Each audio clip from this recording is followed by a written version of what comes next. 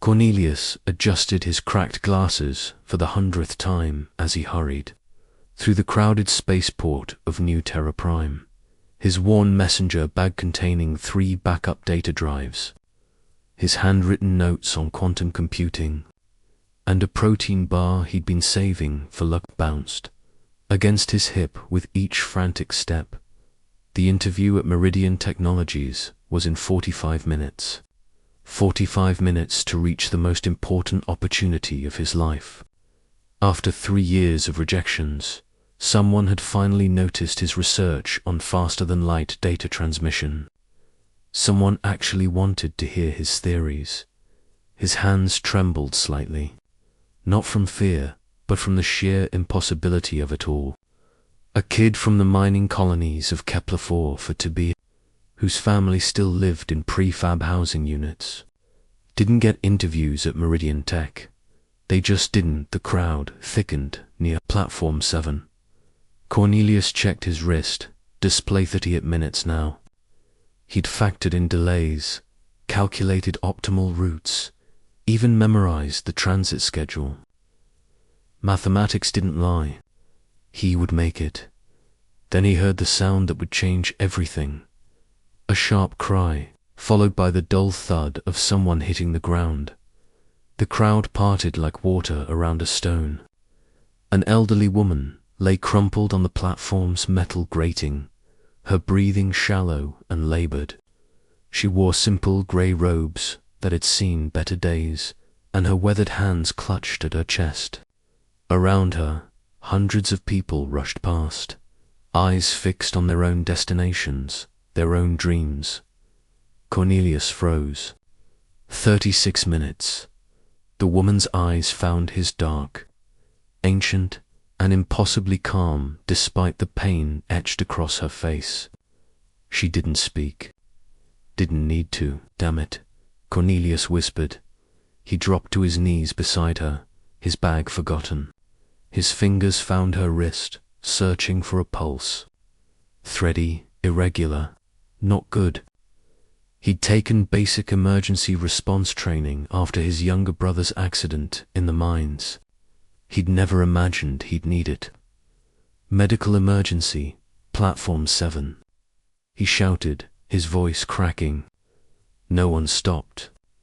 Someone call for help. 33 minutes, the woman's lips moved. Cornelius leaned closer. Leave, ...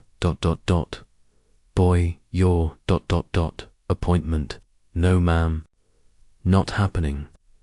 He shrugged off his jacket, wadding it under her head. I'm not leaving you here. He pulled out his communicator, fingers flying across the emergency interface. The automated response was instant and crushing. All emergency services experiencing delays due to the royal procession. Estimated response time, 55 minutes. The royal procession, of course. Queen Lysandra was touring the outer colonies this week, and security had locked down half the city. 55 minutes. The woman didn't have 55 minutes. Cornelius made a choice that surprised even himself. He scooped the elderly woman into his arms. She weighed almost nothing and began running, not toward Meridian Tech, toward the medical center for blocks east. His lungs burned. His arms screamed. The woman's head lolled against his shoulder, her breathing growing fainter. People stared as he stumbled past, this skinny young man with taped glasses carrying an old woman through the streets like she was made of spun glass. Stay with me, he panted. Please, stay with me. The medical center's doors slid open. Cornelius burst through, shouting for help before he'd even crossed the threshold.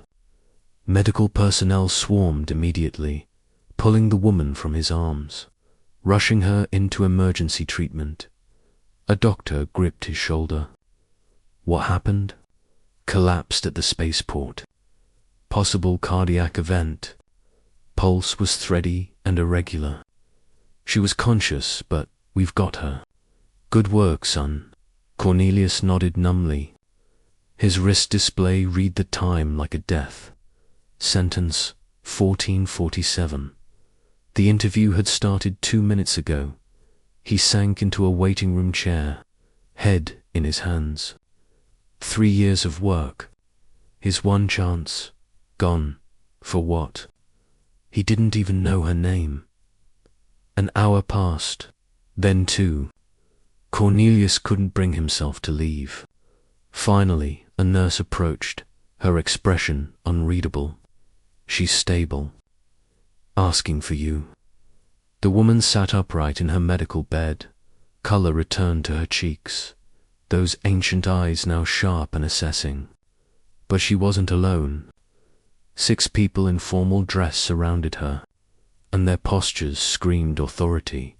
"Young man," the woman said, her voice steady now. "You missed something important for me." "It's okay," Cornelius said quietly. "Anyone would have known." Her voice cut like steel. "They wouldn't. Hundreds pass me by." "You stopped." She gestured to a man beside her. "Tell him." The man stepped forward, his ceremonial sash marking him as someone significant. "I'm Lord Chancellor Voss.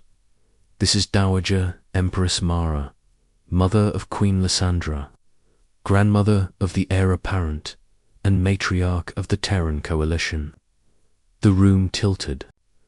Cornelius grabbed the doorframe.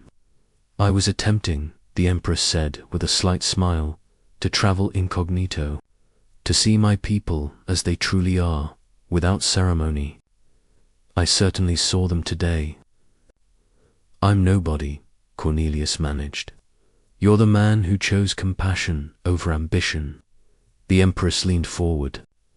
"What did you miss?" "An interview at Meridian Tech for research position, quantum data transmission." The Empress nodded to another figure. "Admiral Chen, what's our current status on FTL communications research?" "Stalled, Your Majesty. 3 years without breakthrough."